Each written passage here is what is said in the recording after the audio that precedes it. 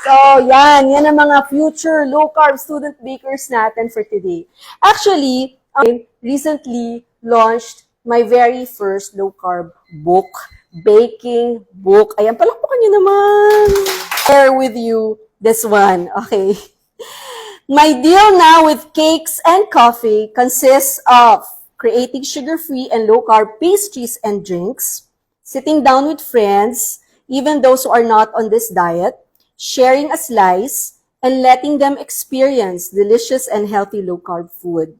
The recipe, you have the guide. These are fail-proof recipes. Ibig sabihin po, na-try na po, tried and tested na siya.